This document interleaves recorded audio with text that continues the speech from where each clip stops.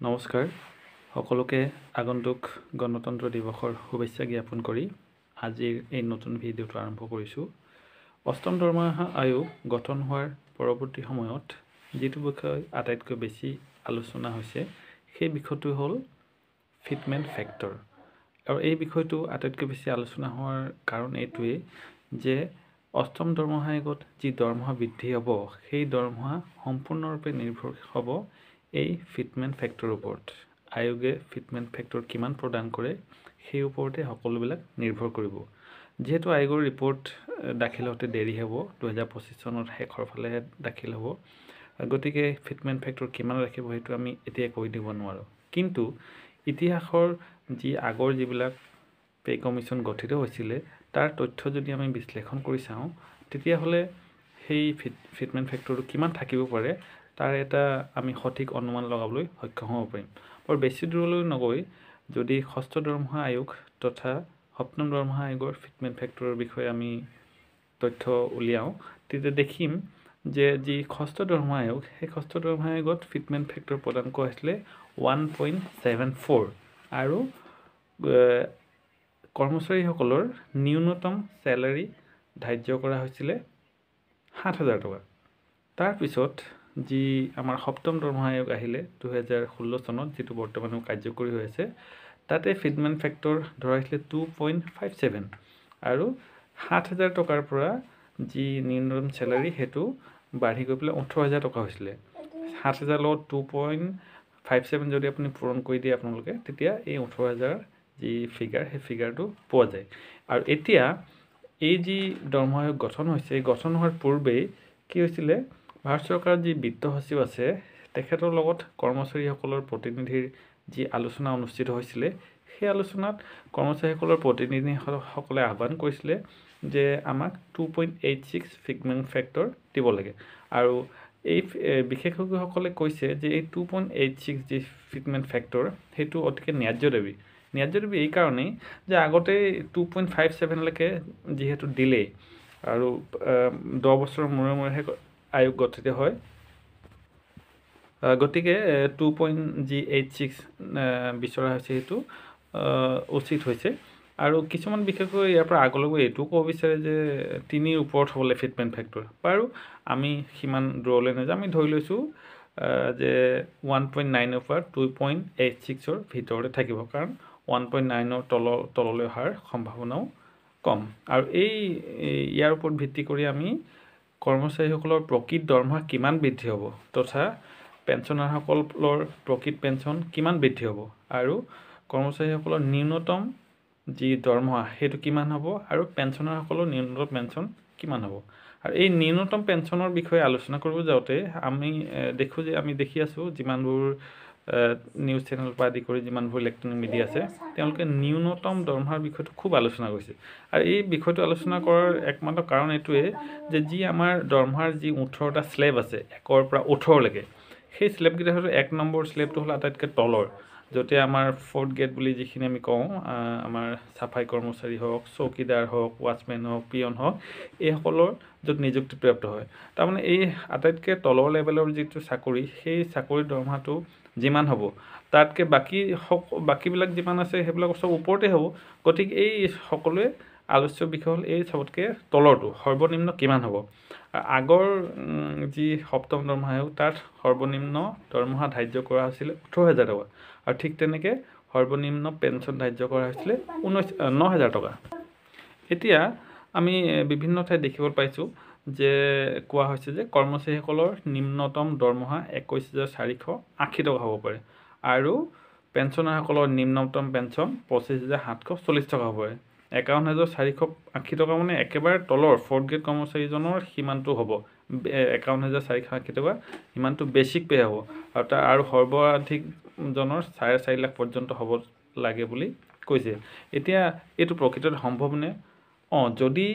2.86 বিচৰা ধৰণে 2.86 fitment factor দিয়ে তেতিয়াহ'লে এইটো সম্ভৱ। কেনেকৈ সম্ভৱ? চাওক আপোনালোকে, এই যি ন্যূনতম চেলাৰী সপ্তম আয়োগৰ 18,000 টকা, সেই 18,000 টকাৰ লগত 2.86 পূৰণ কৰি দিয়কচোন, তেতিয়া দেখিব যে 51,440 80 টকা খুব ধুনীয়াকৈ ওলাই গৈছে আৰু ঠিক তেনেকৈ সেই তাৰ আধা যদি কৈ দিয়ে 25,740 টকা এইটো ন্যূনতম চেলাৰী তথা ন্যূনতম পেঞ্চন এতিয়া আমি ধৰি লৈছোঁ যে 2.86 যেনিবা নিদিলে ন্যূনতম আমি যদি ধৰি লওঁ 1.9 যদি ধৰি লওঁ তেনেহ'লে কি হ'ব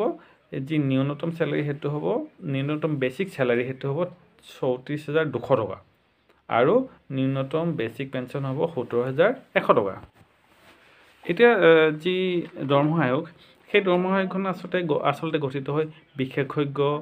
অৰ্থনীতিবিদ তথা চৰকাৰৰ বিভিন্ন উচ্চ পদবীধাৰী যি পদাধিকাৰী আছে তেওঁলোকৰ দ্বাৰা গঠিত হয় আৰু এই কমিটিখনে বিভিন্ন পক্ষৰ লগত আলোচনা কৰে কেন্দ্ৰীয় চৰকাৰ ৰাজ্য চৰকাৰসমূহ তথা কৰ্মচাৰীসকলৰ প্ৰতিনিধিসকলৰ লগত তাৰপিছত এই যি মূল্যবৃদ্ধিৰ দৰ আছে এই সকলো বহুতবোৰ দিশ আছে বহুত জটিল প্ৰক্ৰিয়া এটা আমি সেইটো কৈ দিয়াটো সহজ নহয় এই সকলোবোৰ দিশ বিবেচনা কৰি পেলাই তেওঁলোকে কৰ্মচাৰীসকল যাতে এটা উচিত হাৰত দৰমহা পায় সেইটো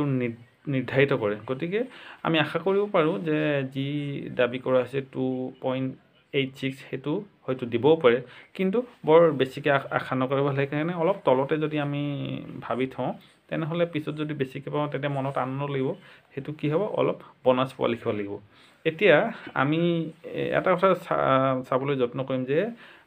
আমাৰ কৰ্মচাৰীসকলৰ প্ৰকৃত দৰমহানো কিমান বৃদ্ধি হ'ব এতিয়া চাওক 1ৰ পৰা 5লৈকে যি পে' বেণ্ড সেই পে' বেণ্ডৰ বৰ্তমান যি বেচিক চেলাৰী সেইটো হ'ল 1 নম্বৰটো হ'ল 18,000 টকা 2 নম্বৰটো হ'ল 19,900 টকা 3 নম্বৰটো 21,700 টকা 4 নম্বৰটো 25,500 টকা আৰু 5 নম্বৰটো 29,200 টকা আৰু এই যি তলৰ লেভেল 1ৰ পৰা 5লৈকে যি পে' বেণ্ড ইয়াৰ অধীনত থকা কৰ্মচাৰীৰ সংখ্যাই সৰ্বাধিক মানে গ্ৰেড 4 গ্ৰেড 3 এনেকুৱা বিলাকে সৰ্বাধিক গতিকে আমি তাৰ বহুত ওপৰলৈ নাযাওঁ ইমান ওপৰলৈকে যোৱাৰ প্ৰয়োজনো নাই এই তলৰ সেইখিনি আমি আলোচনা কৰিম আৰু তাৰ বাবে মই এটা মজলীয়া এটা মানে উদাহৰণ হিচাপে লৈ ল'ম আৰু সেইটো লৈ পেলাই আমি চাম যে কিমান প্ৰকৃততে কিমান আমাৰ চেলাৰী কৰ্মচাৰীসকলৰ বা শিক্ষকসকলৰ বা বিভিন্ন পুলিচত কাম কৰাই হওক বা বিভিন্ন বিভাগত কাম কৰা যিসকল কৰ্মচাৰী তেওঁলোকৰ প্ৰকৃত দৰমহানো কিমান বৃদ্ধি হ'ব তথা OPS আঁচনিৰ অধীনত ৰিটায়াৰ্ড হোৱা যিসকল পেঞ্চনাৰ তেওঁলোকৰ পেঞ্চননো কিমান বৃদ্ধি হ'ব কাৰণ NPSৰ যিসকল ৰিটায়াৰ হ'ব তেওঁলোকে এই যি পেঞ্চনৰ আওতালৈ নাহিবই তেওঁলোকৰ কনচেপ্টটো একেবাৰে সুকীয়া কনচেপ্ট বা যি কি নহওক এতিয়া ধৰি লৈছোঁ আমি উদাহৰণস্বৰূপে এখন ME স্কুলৰ এজন শিক্ষকৰ চেলাৰী কথাটো আমি যদি ধৰি লওঁ এতিয়া এজন ME স্কুলৰ এজন শিক্ষকৰ বৰ্তমান চলিত যি বেচিক হ'ল সেইটো হ'ল 14,000 প্লাছ 8,700 গ্ৰেড পে হ'ল 8,700 আৰু স্কেল পে হ'ল 14,000 দুইটা মিলি হয় 22,700 টকা আজিৰ তাৰিখত যদি এতিয়া যদি এজন শিক্ষকে নিযুক্তি লাভ কৰে তেতিয়াহ'লে তেওঁ পাব এই 22,700 টকাৰ স্কেল আৰু যদি ধৰি লওক আপোনাৰ অষ্টম দৰমহা লাগু হৈ যায় আৰু 1.9 যদি ফিটমেণ্ট ফেক্টৰ ধৰে তেতিয়া তেওঁৰ বেচিক চেলাৰী হ'বগৈ 43,130 টকা আৰু যদি সংগঠনবোৰে দাবী কৰা নিচিনাকৈ 2.86 ফিটমেণ্ট ফেক্টৰ দিয়ে তেতিয়াহ'লে সেই বেচিকটো ওলাবগৈ 64,922 টকা প্ৰায় 65,000 টকা এতিয়া এইখিনিতে এটা প্ৰশ্ন হয় যে এখন স্কুলত আজি 2025 চনত যেনিবা এজন শিক্ষকে নিযুক্তি লাভ কৰিছে আৰু এজন শিক্ষকে 2016 চনতেই নিযুক্তি লাভ কৰি আছিলে আৰু পৰৱৰ্তী বছৰত যেতিয়া অষ্টম দৰমহা আয়োগ লাগু কৰা হ'ব তেতিয়া দুইজনকে সমানেই দিব যি পে' বেণ্ড দিব তেনেহ'লেনো এই আগত কৰাজনৰ আৰু পাছত কৰাজনৰ দৰমহা পাৰ্থক্য কেনেকৈ নিৰ্ধাৰণ কৰা হ'ব সেইটো এনেধৰণে হ'ব যে যিজন শিক্ষকে 2016 চনত নিযুক্তি লাভ কৰিছিল তেওঁ কি হ'ব এই যে 22,700 সেই 22,700 ওপৰত এবছৰ হোৱাৰ পিছত জুলাই মাহত 3% এটা ইনক্ৰিমেণ্ট পাব আৰু সেই 3% ইনক্ৰিমেণ্টটো হৈ যায় 681 টকা আৰু তাৰ পৰৱৰ্তী বছৰত আকৌ জুলাই মাহত আকৌ এটা ইনক্ৰিমেণ্ট পাব এই 681 টকা হৈ গ'লে হৈ যাব মোটামুটি 23,000 কিমান টকা হ'বগৈ আৰু পৰৱৰ্তী বছৰত যি ইনক্ৰিমেণ্ট পাব সেই 23,000 টকাটোৰ ওপৰত পাব তেনেকৈ 3% প্ৰতি বছৰ পাই গৈ থাকে আৰু সেই বেচিকটো যিমান বাঢ়ি যায় ডিএটো সেই অনুপাতে বাঢ়ি যায় মানে যদি 20,000 টকা বেচিক থকা সময়ত ডিএ 50% থাকোঁতে যিমান হ'ব 25,000 টকা বেছি হোৱাৰ সময়ত সেই 50% দিয়ে একেই যদি থাকে তেতিয়াও যি দিয়ে সেইটো বাঢ়ি যাব সেই তেনেকৈ আচলতে বাঢ়ি বাঢ়ি গৈ থাকে এতিয়া 2026 চনত এই যি 25 চনত যি নিযুক্তি পোৱা বুলি আমি ধৰি দিছোঁ তেওঁ যদি এই হেৰি হয় আপোনাৰ বেছিক যদি হয় ন্যূনতম যি 1.9 ধৰিলে মানে 43,130 টকা আৰু হাই যিটো 2.86 দিছোঁ সেইটো 64,922 টকা হৈছে তেনেস্থলত এই 2016 চনত নিযুক্তিপ্ৰাপ্ত যিজন শিক্ষক তেওঁৰ সেই শিক্ষকজনৰ বেছিক তথা বেছিকটো কিমান হ'ব এইটো আমি জানিবলৈ চেষ্টা কৰোঁ এই যি তেওঁ 9টা ইনক্ৰিমেণ্ট পালে সেই ইনক্ৰিমেণ্টটো হৈ মেলি তেওঁৰ যিটো বেছিক সেইটো 19,650 টকামান হ'বগৈ এটা ধৰি লৈছোঁ অলপ 19-20 হ'ব পাৰে আৰু সেই 19,650 টকাক যদি আমি 1.9ৰে যদি পূৰণ কৰি দিওঁ তেনেহ'লে ওলাইগৈ 56,335 টকা আৰু যদি হায়েষ্টটো 2.86ৰে আমি ইনটু কৰি দিওঁ তেতিয়া ওলাব 84,799 টকা এতিয়া আপোনালোকে নিশ্চয় পাৰ্থক্যটো ধৰিব পাৰিছে যে এই বছৰ নিযুক্তিপ্ৰাপ্ত শিক্ষকজনৰ বেছিক পে হ'ব ন্যূনতম 43,100 টকাৰ পৰা সৰ্বোচ্চ 64,922 টকা কিন্তু 16 চনত নিযুক্তিপ্ৰাপ্তজনৰ হ'ব 56,300 পৰা 84,799 টকালৈকে আৰু তেনেকৈ পৰৱৰ্তী সময়ত দিয়ে 0 হোৱাৰ পিছত ডিএবোৰ যেতিয়া বাঢ়ি বাঢ়ি যাব এই যি আগত পোৱাজনৰ 3 একেই সমান দিয়ে হ'লেও বেছিকৈ দৰমহা বাঢ়িব সেই তেনেদৰে বাঢ়ি বাঢ়ি গৈ থাকে আৰু পেঞ্চনাৰসকলৰ ক্ষেত্ৰত এটা কথা হয় কি তেওঁলোকৰ কেৱল যিটো দিয়ে সেইটোহে বৃদ্ধি হয় তেওঁলোকে যিহেতু ইনক্ৰিমেণ্ট নাপায় ৰিটায়াৰমেণ্টৰ পাছত গতিকে তেওঁলোকৰ সেইকাৰণে কমকৈ বাঢ়ে কৰ্মচাৰী যিসকল কাম কৰি থাকে তেওঁলোকৰ দৰমহাটো সেইকাৰণে সৰহকৈ বাঢ়ি যায় গতিকে আমি এটা দেখিলোঁ যে এই যি ন্যূনতম চেলেৰি কথাটো আলোচনা হৈছে সেইটো কি ভিত্তিৰ ওপৰত আলোচনা হৈ আছে তথা প্ৰকৃততে দৰমহা কিমান বৃদ্ধি হ'ব সেই কথাখিনি নিশ্চয় স্পষ্ট হৈ গৈছে এই যি আমাৰ আলোচনাৰ সেই আলোচনাৰ পৰা আৰু হয়তো এনেকুৱাও মোৰ ভিউৱাৰ্ছৰ মাজত বহুত ব্যক্তি থাকিব যি মোতকৈও ভালদৰে এই কথাখিনি জানে বুজে তেনেকুৱা যদি ভিউৱাৰ্ছ আছে মোৰ যদি এই কথাখিনি কওঁতে কিবা ভুল ভ্ৰান্তি ৰৈ গৈছে অনুগ্ৰহ কৰি কমেণ্ট আকাৰে তেওঁলোকক জনাবলৈ আগ্ৰহ কৰিলোঁ আৰু বহুত ভিউৱাৰ্ছ আছে ভালদৰে জানে ভালদৰে বুজে কথাবিলাক আৰু আগৰ যি এই পে কমিশ্যন সম্পৰ্কীয় যি ভিডিঅ'টো বনাইছিলোঁ তাত বহুত সংখ্যকে কমেণ্ট কৰিছে খুব সুন্দৰ সুন্দৰ কমেণ্ট কৰিছে সকলোকে ধন্যবাদ তথা কৃতজ্ঞতা জ্ঞাপন কৰিছোঁ আপোনালোকৰ এই কমেণ্টবিলাকে মোক উৎসাহিত কৰে আৰু এতিয়া শেষৰ কথাটো হ'ল কি এই যি আমাৰ দৰমহা প্ৰকৃততে কিমান বাঢ়িব সেই কিমান বঢ়াটো একুৰেট হিচাপটো পাব হ'লে আমি অপেক্ষা কৰিব লাগিব অপেক্ষা কেতিয়ালৈ কৰিব লাগিব পে কমিশ্যনে নিজৰ ৰিপৰ্ট দাখিল কৰালৈকে যেতিয়া পে কমিশ্যনে ৰিপৰ্ট দাখিল কৰা আমি গম পাম যে ফিটমেণ্ট ফেক্টৰ কিমান দিব 1.7 দিয়ক বা 1.9 দিয়ক বা 2.7 দিয়ক বা 3ৰ ওপৰতে দিয়ক যিমানেই নিদিয়ক কিয় তেতিয়া কি কৰিম আমি সেই ফিটমেণ্ট ফেক্টৰটো নিজৰ প্ৰত্যেকৰে নিজৰ নিজৰ চেলেৰি নিজৰ বেছিক আছে কাৰোবাৰ নতুনকৈ পোৱাবলৈ কম পুৰণা পোৱাবলৈ বেছি যাৰ যিমান বেছিক বৰ্তমান অৱস্থাত চলি আছে সেই বেছিকটোৰ লগত আমি যি ফিটমেণ্ট ফেক্টৰটো ইনটু কৰি দিলে মানে নিজেই সুন্দৰভাৱে আমাৰ চেলেৰি কিমান বৃদ্ধি হ'ব সেইটো আমি উলিয়াব পাৰিম যিটো বেছিক পাই আছে বৰ্তমান সেই বেছিকটোৰ লগত ফিটমেণ্ট ফেক্টৰটো পূৰণ কৰি দিব তাৰপিছত ডিএটো কিন্তু শূন্য কৰি দিব ডিএটো একেবাৰে 0 হৈ যায় ডিএ শূন্য কৰি দিব আৰু